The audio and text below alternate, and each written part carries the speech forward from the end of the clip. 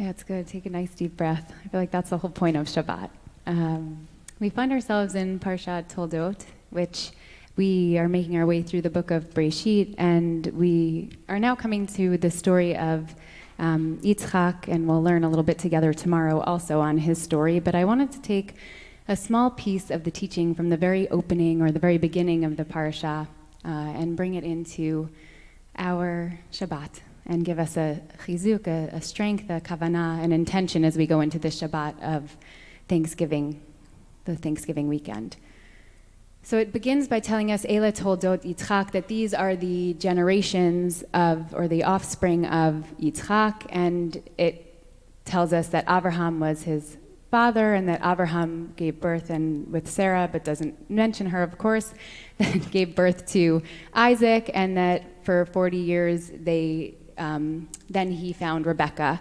And it tells us about Rebekah, and this is where we're going to kind of take a lens into the rabbinic texts together, into the commentary of Rashi, where it says about Rivka that she was, it explains her as Et Rivka, Bat Betuel, Ha'arami Mi Padan Aram, Achot Lavan, so Ha'arami. So it tells us that she's the daughter of Betuel, and she's the sister of Lavan, both from Padan Aram. And so Rashi is going to pick up on this question of, but didn't we already know that about her? Why are they teaching us this again? Nothing is going to be superfluous for us in the Torah. Why would we repeat this? We've learned this about her before. And so Rashi picks up on this and says that it's telling us that actually it's praising her. It's giving it to us as praise because both Betuel and Lavan, they're known as somebody who's a Rasha, somebody who's evil. And so we know that Rivka comes to us as somebody who is known for her kindness. She's known for her chesed. She's the one who, when Eliezer, the servant, said, I'm going to look for a woman for Isaac, I want to find somebody who won't only give me water, but will also give to my camels. And she comes, and that's exactly what she does. She is full of this kindness.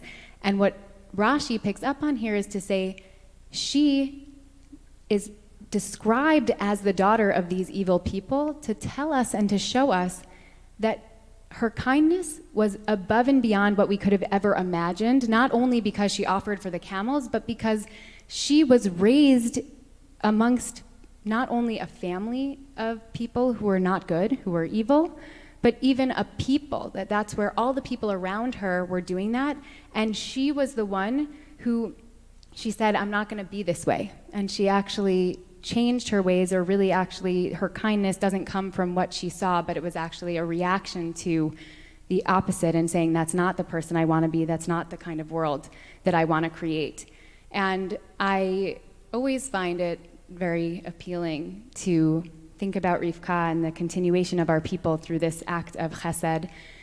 But I think also to think about it as this very narrow opening. And I think that's exactly, as I was saying when we started Shabbat together, that this week brought and brings us this hope of this narrow opening, that it just takes a very little bit to bring that light into the darkness. It takes just one act, one person, one piece of a much bigger puzzle to at least start to chip away at all of these pieces. And I wanted to bring, it feels appropriate on this Thanksgiving weekend, to bring a beautiful poem from the poet laureate Joy Harjo, who was the first poet laureate, the 23rd poet laureate, but the first one who is a Native American and who brought her ancestry and her poetry to life for us. And so she writes this poem that I'm going to share with you, but in particular, why I wanted to share it on Shabbat and why I wanted to connect it to Rivka is this idea of finding this light and bringing it into the world.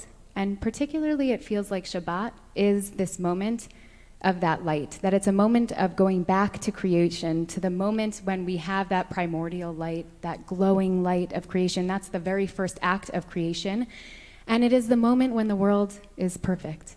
Or at least we try to tap into that. We know the world is not perfect. That is not, I can't stand here and say that, but at least Shabbat we try to get a taste of that perfection, of Ein Olam Haba, of the world to come, or that wholeness and peace of what the world we hope can be. And so I bring you her poem, which is called Once the World Was Perfect. Once the world was perfect, and we were happy in that world. Then we took it for granted. Discontent began a small rumble in the earthly mind. Then doubt pushed through with its spiked head, and once doubt ruptured the web, all manner of demon thoughts jumped through. We destroyed the world we had been given for inspiration, for life. Each stone of jealousy, each stone of fear, greed, envy, and hatred put out the light. No one was without a stone in his or her hand. There we were, right back where we had started. We were bumping into each other in the dark. And now we had no place to live, since we didn't know how to live with each other. Then one of the stumblings once took pity on another and shared a blanket. A spark of kindness made a light. The light made an opening in the darkness. Everyone worked together to make a ladder. A Wind Clan person climbed out first into the next world, and then the other clans, the children of those clans, their children and their children, all the way through time to now, into this morning light, to you. As we welcome the Shabbat Queen, and we welcome that light generation to generation, that light of kindness, that light of hope, may it be not only a Shabbat in which we bring that light here into this sanctuary, but also that sustains us through the weeks to come and the months to come. We'll welcome the Shabbat Queen together, page 23 or page 266, the Chadodi.